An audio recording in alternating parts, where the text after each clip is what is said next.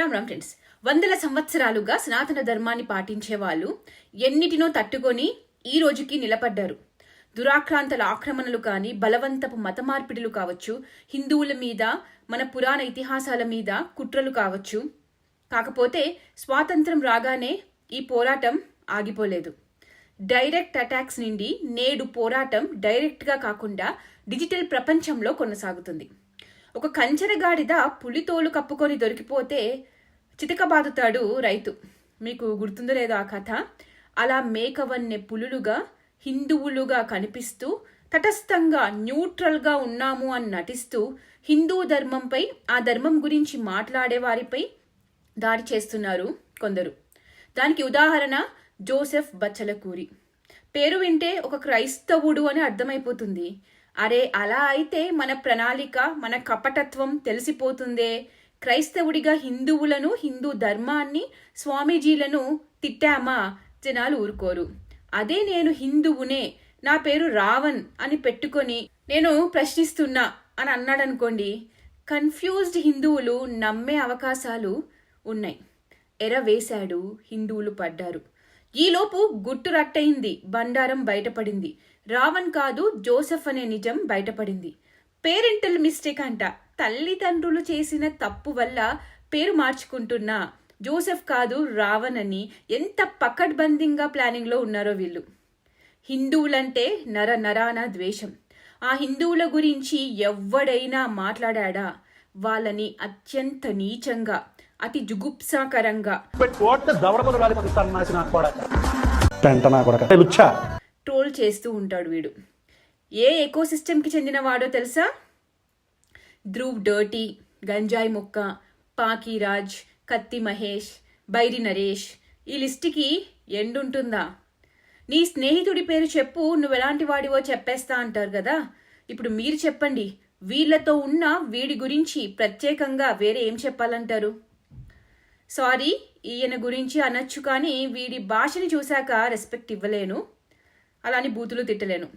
Akbar was scared of Maharana Pratap, Shah Jahan was scared of Rajputs, Aurangzeb was scared of Shivaji. మీరు నమ్మాలి అని ఆ ధ్రువ్ డర్టీ అంటే వీడు మీరు నమ్మాలి సార్ అంట. ఎవరు వీళ్ళంతా? ఈ దేశం మీద ఆక్రమణ చేయడానికి వచ్చిన దురాక్రాంతలు కాదా?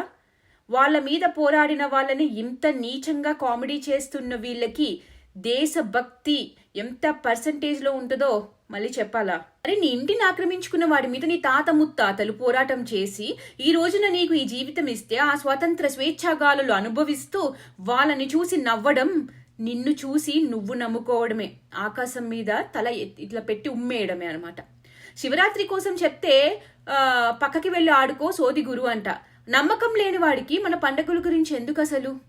ఈ మధ్యన చేసిన ఒక వీడియోలో బంగ్లాదేశ్ హిందువులు ఎవరో చెప్తున్నారు, వినండి. ఎక్కడో బంగ్లాదేశ్ లో పుట్టిన లేఖనా కొడుకులు హిందువులు వాళ్ళు కావాలంట. లేఖనా కొడుకులు హిందువులు వాళ్ళు కావాలంట. నాకు ఆ భాష రాదు. ఎవ్వరు ఈ లేఖినా? వీళ్ళు కాదు. అరే, మానవత్వం ఉన్న ఎవ్వడైనా ఇది అమానుష్యం, అన్యాయం, ఇలా జరిగి ఉండకూడదు అంటారు. ఇలానా చేసేది అని చెప్తారు, తప్పు అంటారు. కానీ ఇంత నిర్మోహమాటంగా, ఇంత ద్వేషం చిమ్ముతుంటే ఇది తప్పు అని అడిగే వాళ్ళే లేరా?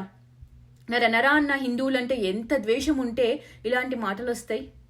లేఖినా అనుకుంటూ పాకీరాజ్తో ఒక ఇంటర్వ్యూ చేశాడు. ఎగేన్స్ గా ఉన్న సనాతన ధర్మ, నాన్న చనిపోతే నా తల్లికి గుండు కొట్టించే సనాతన ధర్మ, ఆడిని ముట్టుకోవద్దు అని చెప్పిన సనాతన ధర్మ, సతీ సహగమన అని మీ సనాతన ధర్మంలోనే నాకు ఉన్నింది. ఎవడు వీడు? ఒక క్రైస్తవుడు కాదు, సనాతన ధర్మాన్ని నిర్మూలించాలనే వాడిలో ఒకడు కాదు. ఇలాంటి వాడిని కూర్చోపెట్టి మాట్లాడితే ఏమంటాడు? మా అమ్మకి గుండు కొట్టించారంట. వీళ్ళ అమ్మ ఎవరబ్బా? మా అమ్మ క్రిస్టియన్ అంట. అంటే ఈ ఆచారం ఉన్నది క్రైస్తవంలోనా? వీళ్ళకే క్లారిటీ లేదు. ఎవడి ఇంట్లో ఆడవారికి భర్త చనిపోతే సనాతన ధర్మం గుండు కొట్టించిందో చెప్పాలి ఈ రోజున. ఈ వీడియో చూసిన వాళ్ళు కామెంట్ చేయండి. మీలో ఎందరి నానమ్మలు, అమ్మమ్మలు సతీలో అగ్నికి ఆహుతయ్యారో చెప్పండి. దురాక్రాంతలు శవాలని కూడా వదలకుండా శవంతో బాడీ ఉంటే చాలు, గొర్రె అయినా అమ్మాయి అయినా తేడా లేదు, అనుభవించేవాళ్ళు. నా శరీరాన్ని కూడా వాళ్ళు ముట్టుకోవద్దు అని అగ్నికి ఆహుతయ్యే వాళ్ళు. రాజ్యంలో ఉండే ఆడవారు అందరూ ది మోస్ట్ పెయిన్ఫుల్ డెత్ ఏంటో తెలుసా? అగ్నిలో కాలిపోవడం. కానీ శవాన్ని కూడా వదలని వాళ్ళ దగ్గర ఇంతకన్నా ఏం చేస్తారు, బూడిద మిగలాలి అని అలా చేశారు. అలాంటి ఎందరో తల్లుల త్యాగాలు, శివాజీ మహారాజ్ లాంటి ఎందరో యోధుల త్యాగాల వల్ల ఈ రోజున మేము హిందువులమని చెప్పుకుంటున్నాం. మాకు కృతజ్ఞత ఉంది. వివేకానంద గారు అన్నారు, మతం మారితే ఒకడు హిందువు తక్కువ ఉండడమే కాదు, నీ ధర్మానికి ఒక శత్రువు అవుతాడు అని. ఈరోజు అదే కల్లారా చూస్తున్నాం. పవన్ కళ్యాణ్ గారు సనాతన ధర్మ రక్షా బోర్డు పెడదామని, నేనొక అన్అపాలజెటిక్ సనాతని హిందూ అని అన్నాడో లేదో, వీళ్ళకి జీర్ణం కాలేదు. ఆ అజీర్ణపు వాంతులు ఈ రోజుకి చేసుకుంటూనే ఉన్నారు. I am an unapologetic Sanatani Hindu. అరే, ఈ దేశంలో నేను హిందువునే అని చెప్పుకోవడం నేరమా? ఒక క్రైస్తవుడు నేను క్రిస్టియన్ అంటాడు, ఒక అబ్దుల్లా నేను ముస్లిం అంటాడు, కానీ హిందూ మాత్రం నేను హిందువునని చెప్పుకోకూడదు. చెప్తే నేరం, పాపం అయిపోతుంది. ఇలా ట్రోల్స్కి గురవ్వబడతామన్నమాట. మా మీద దాడులు చేయకండి అని చెప్పడం నేరమా? సెక్యులరిజం అంటే వన్ వే స్ట్రీట్ కాదు, గివ్ అండ్ టేక్, రెస్పెక్ట్ ఇవ్వండి తీసుకోవడం అని అనడం నేరమా? కాదు. పవన్ కళ్యాణ్ లాంటి వ్యక్తిని దేవుడిలా పూజించే జనాలున్నారు.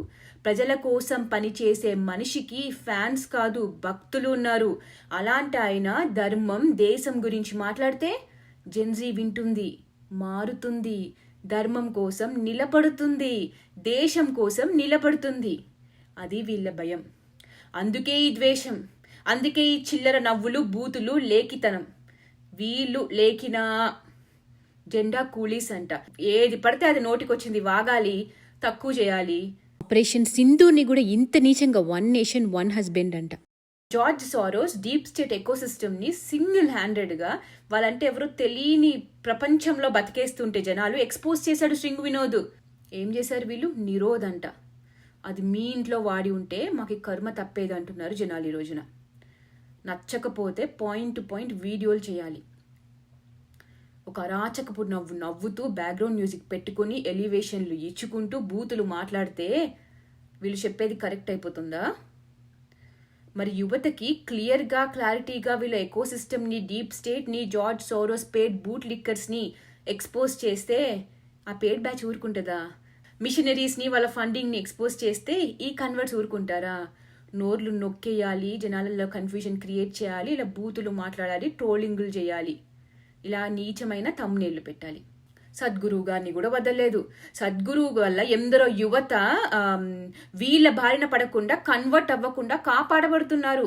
సో ఆయన్ని టార్గెట్ చేయాలి, చేశారు. సేమ్ శివశక్తి, కరుణాకర్ సుగుణ కానీ, భరతవర్ష ఛానల్ కానీ, ఇలా ఎవరు ధర్మం కోసం మాట్లాడినా, హిందువుల కోసం మాట్లాడినా, హిందువుల కోసం నిలబడినా వీళ్ళు నోటితో విరేచనాలు చేసేసుకుంటారు.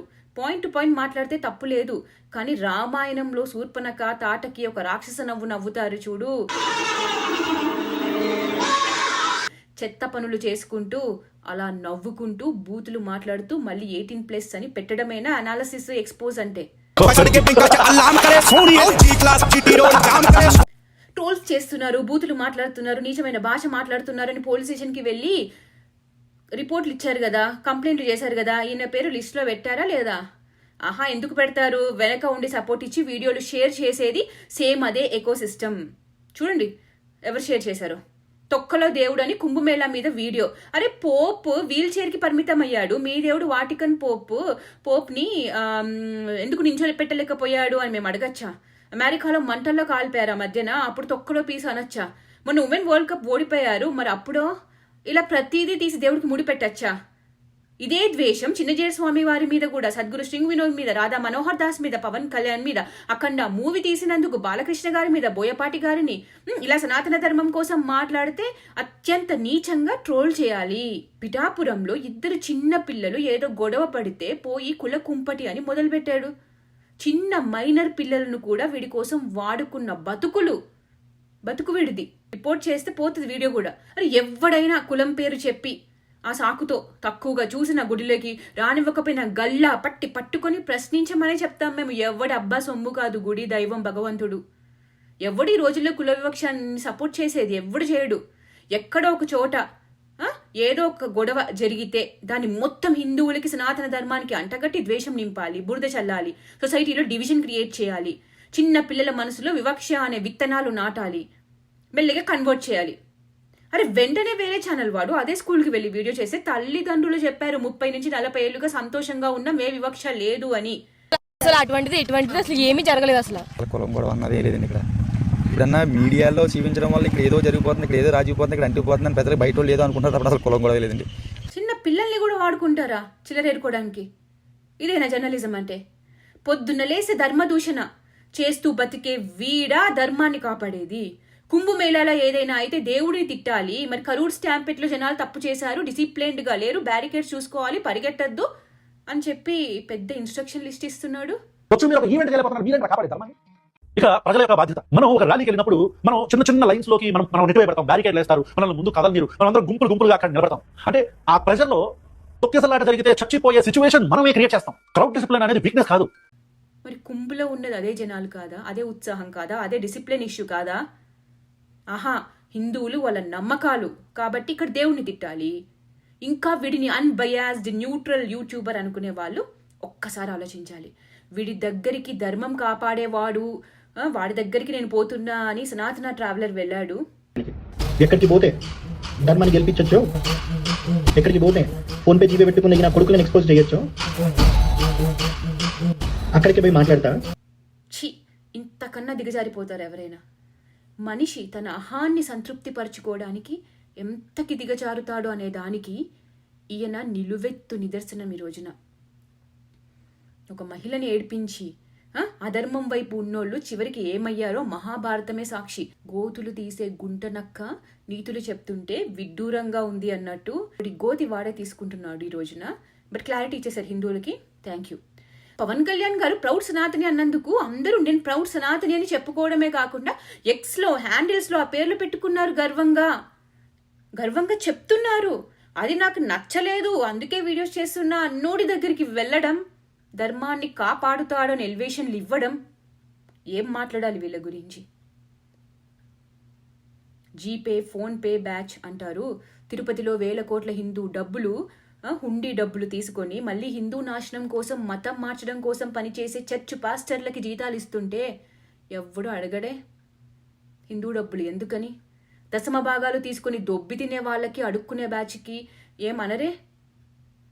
ఇదిగో ఈమె ప్రతి వీడియో కింద అడుక్కుంటది, పోయి అదే బ్యాచ్తో కలిసారు ఈ రోజున. ఇదేం ద్వంద్వ వైఖరి, ఇదేం హిపోక్రసీ. దీపుజేంద్ర దాస్ని పైశాచికంగా సజీవ దహనం చేసిన దగ్గర నిండి చూస్తున్నా వీళ్ళల్లో ఎవడైనా ఇది తప్పు అని ఒక మాట జస్ట్ అలా చేయడం తప్పు అని అంటారేమో అని. ఆహా, ఇంకా ఈ టూల్ కిట్కి ఆదేశాలు వచ్చినట్టు లేవు, రాగానే అందరూ ఒకే పాట పాడతారు. వీళ్ళకిలా హిందువులకు ధర్మం కోసం మాట్లాడే వాళ్ళకి ఎకోసిస్టమ్ లేదు, చిల్లర మూటలు రావు. సో అడుగుతారు, డైరెక్ట్గానే అడుగుతారు. వాళ్ళ పని నచ్చితే ఇచ్చేవాళ్ళు ఇస్తారు. తప్పేంటి? మీ జేబుల్లో నుండి ఇస్తున్నారా, దొంగతనం చేస్తున్నారా, డిమాండ్ చేస్తున్నారా, కుదిరితే ఇవ్వమని అడుగుతున్నారు. సో ఫ్రెండ్స్, ఇక్కడ వీళ్ళ మొహం చూపిస్తే వీళ్ళే శత్రువు, హిందూ ద్వేషులు అని కాదు. వీళ్ళ ఐడియాలజీ ఒక మతాన్ని ఫాలో అవుతూ హిందూ పేరు పెట్టుకుని, బ్రాహ్మణుడు ఆ రావణుడి పేరు పెట్టుకుని హిందువుల్నే తిడితే జనాలు వింటారు అనే ఒక కుట్రలో భాగమే ఇది. ఇలా ఎందరో వచ్చారు, వస్తారు. కన్ఫ్యూజ్ అవ్వకుండా గుర్తించాల్సింది హిందువులు. ఇంకా ఎన్ని రోజులు ఉంటారు కన్ఫ్యూజన్లో? ఎందరినో చూసాం చరిత్రలో వెన్నుపోటు పొడిచిన వాళ్ళని. ప్రతి రాజ్యంలో ఉన్నారు ఇలాంటి వెన్నుపోటుదారులు. ఇలాంటి వాళ్ళ వల్లనే ఈ దేశం 1000 ఏళ్ల పరాయి పాలనలో మగ్గింది. So finally friends, let's identify these haters. వాళ్ళ ఐడియాలజీ ఏంటి, ఎవరి మీద వాళ్ళ విషయం చిమ్ముతున్నారు అనేది. ఇంకా వీళ్ళ వీడియోస్ చూసేవాళ్ళు ఒక్కసారి రెట్రోస్పెక్ట్ చేసుకోవాలి. ఎవరి వీడియోస్ చూస్తున్నాం, ఎవరికి సపోర్ట్ ఇస్తున్నాం అని చెప్పి. జై భారత్, జై హింద్.